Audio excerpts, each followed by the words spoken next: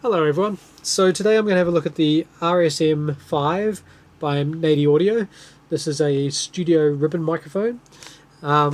This is a excellent entry-level ribbon microphone. I'll go into detail about what a ribbon microphone is in a second, and later we'll do some demonstrations on some guitar, voice, snare, and a few other bits and pieces, just so you can hear what it sounds like. So first off, the microphone itself comes in its nice little blue cover. The cover is of course very important to keep dust and moisture off the microphone, as that can do a lot of damage to a microphone over time. Now, a ribbon microphone is actually different to most other microphones, where it actually has a small sheet of metal inside it, like a very thin, almost like tinfoil sort of thing, inside, and that's the thing that moves and captures the sound. As a result, it's very delicate. It's very easy to damage or break a ribbon microphone. If you put it next to a snare drum and hit it very hard, it can actually blow the very thin foil or thin metal apart. Another thing that's always recommended is to not have your phantom power on when you're plugging this microphone in. Phantom power is the the button or the switch on your preamp that says 48V or phantom power or that sort of thing. It's the thing that gives power to condenser microphones. It's best not to have it on when you plug this one in, because again you can blow out the ribbon.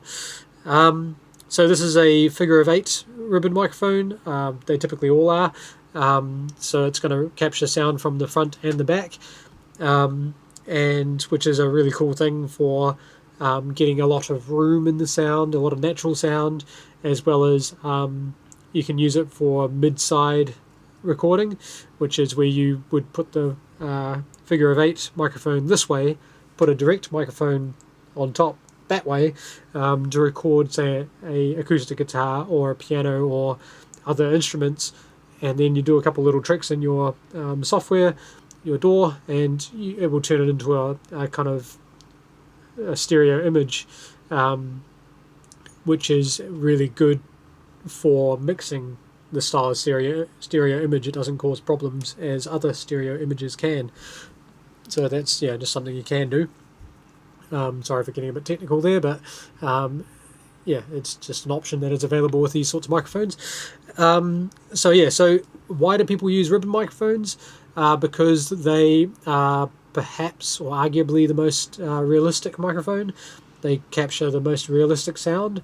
They are just beautiful microphones, and it's really pleasing to the ear. It's a cool little tool to have in your arsenal. You might not use one all the time, but it's kind of cool to have one there. A negative of a figure of 8 microphone, of course, in a small room or a small studio is if your room's not sounding that good, it'll pick up most of the room, so therefore it's not always perfect for most small studios. However, this is a good value, low-priced model. Again, just give you another little trick in your microphone cabinet. I'm going to set this up in front of a few instruments in a few seconds, and you'll be able to hear the raw sound of what this sounds like.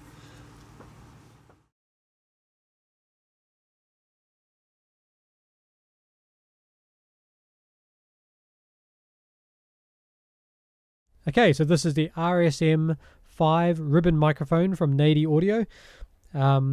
These microphones I didn't mention before, but they typically are best to be kept upright, so stored upright as well as used upright, because of the material that's inside being so delicate and needing to stay in its specific state.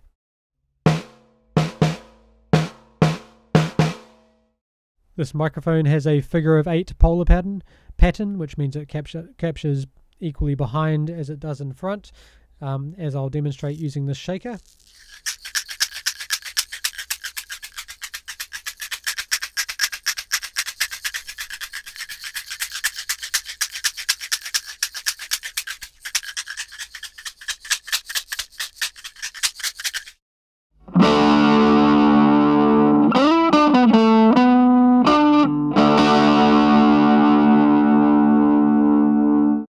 When using a ribbon microphone for vocals, it is very strongly recommended to use a pop filter, more so than other microphones, because the moisture really can do some serious damage to the ribbon itself.